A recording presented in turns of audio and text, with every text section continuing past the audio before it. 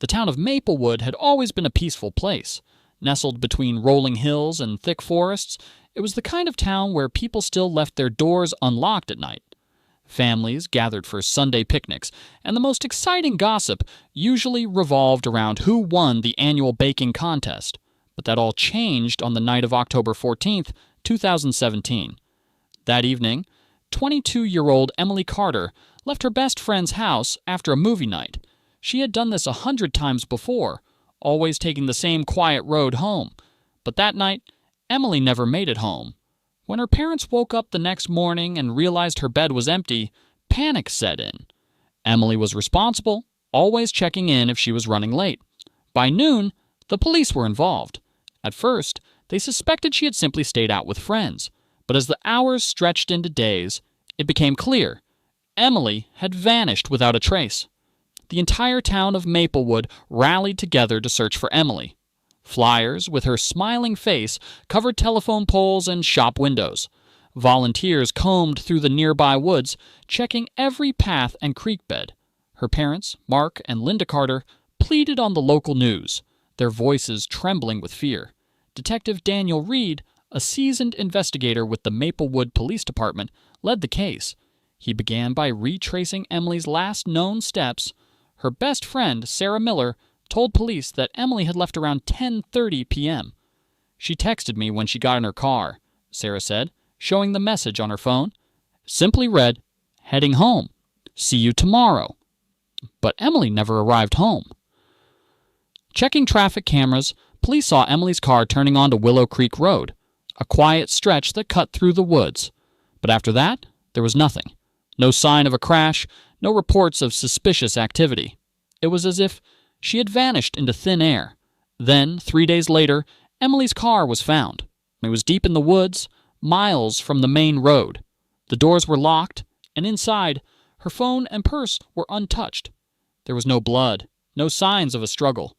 But the most chilling detail? The driver's seat was pushed back farther than Emily would have needed, suggesting that someone much taller had been behind the wheel. Detective Reed felt a knot tighten in his stomach as he examined Emily's car. The forensic team dusted for fingerprints, but the results were inconclusive. Too many smudges, no clear match to anyone suspicious. It was as if whoever had been in the car had worn gloves. Then they found something disturbing. About 20 yards from the car, deep in the brush, officers discovered a shoe. It was a white sneaker, Emily's size. A few feet away, a torn piece of fabric caught on a thorn bush. It was the same floral pattern as the dress Emily had been wearing the night she disappeared. The ground was uneven, disturbed, as if there had been a struggle. And then something even more chilling. Footprints. 2 sets, one small, likely Emily's, and another much larger, belonging to someone else. The tracks led deeper into the woods before suddenly stopping. No signs of where the person had gone. No drag marks, no more footprints, just an eerie silence that made the hairs on Reed's neck stand up. Back at the police station, Emily's parents were desperate for answers. "She wouldn't just leave," Linda sobbed. "Someone took her. I know it." Reed believed the same, but without more evidence, they had no suspects, only fear and unanswered questions. Then a witness came forward. A man named Bill Watson, a retired truck driver, lived in a cabin near Willow Creek Road. He claimed he had seen something unusual the night Emily vanished. "I was out on my porch, smoking, around 11 p.m., he said. "I saw a dark SUV parked down the road, blackout windows. It just sat there, no headlights, nothing. Then, maybe 10 minutes later, I heard a scream. Not loud, but panicked, and then silence." Reed's mind raced. A black SUV. A scream. Someone had been waiting for Emily. But who and why? Detective Reed couldn't shake the feeling that Emily's disappearance wasn't random. Someone had planned this. Someone who knew her routine. The black SUV was their first solid lead, but with no license plate and a vague description, it wasn't much to go on. They checked surveillance cameras along the roads near Willow Creek, but the area was mostly isolated. No traffic cameras, no security footage. Whoever had taken Emily knew how to avoid being caught. Then, a break in the case. Emily's phone records showed a series of text messages to an unknown number just days before she vanished. The messages were short and cryptic.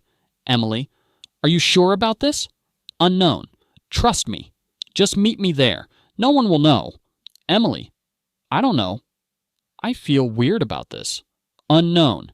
It's now or never, Em. The last message was sent at 10:42 p.m., the night she disappeared. Reed traced the number, but it was a burner phone. Untraceable. Whoever had contacted Emily had covered their tracks well. Then, something even stranger. Emily's best friend, Rachel, came forward with new information. She was acting weird the last few weeks, Rachel admitted. She kept saying she was working on something big, something that would change everything, but she wouldn't tell me what. What kind of something big? Reed asked. I don't know. She mentioned a guy, someone new. She said he had secrets, but she wasn't scared. She was excited. Reed's pulse quickened. A mysterious man. A burner phone. A secret meeting. Emily hadn't just vanished. She had walked straight into a trap. Detective Reed felt the weight of the case pressing down on him. Every new clue led to more questions than answers. Who was the mysterious man Emily had been talking to? And why had she kept him a secret? Reed called Emily's parents back in for questioning. This time, he asked about Emily's personal life, specifically any new people she might have been involved with. Her mother hesitated before answering. There was someone. A few weeks ago, she mentioned meeting a guy. She wouldn't tell me his name, but she said he was different, that he understood her in a way no one else did. Did she say anything else about him? Reed pressed. Her father sighed. She said he had been through a lot, that he had secrets. Reed exchanged a glance with his partner. That was the second time they had heard this. What kind of secrets was this man hiding?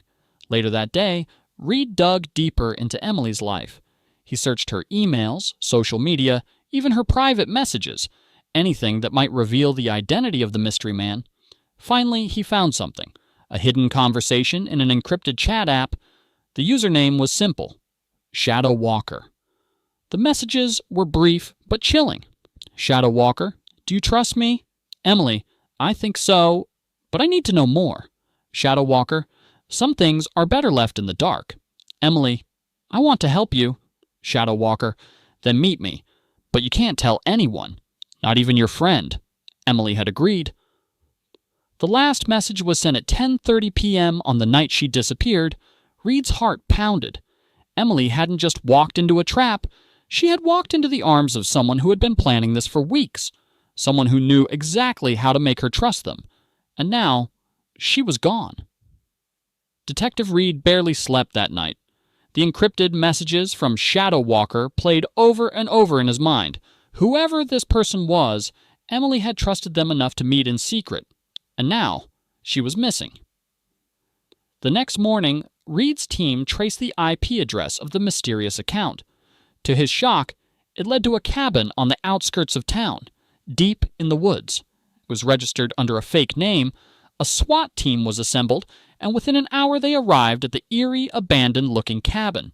The silence around it was deafening. Reed kicked the door open. Inside, the air was thick with dust and decay. A single lamp flickered, casting long shadows, and in the center of the room, Emily.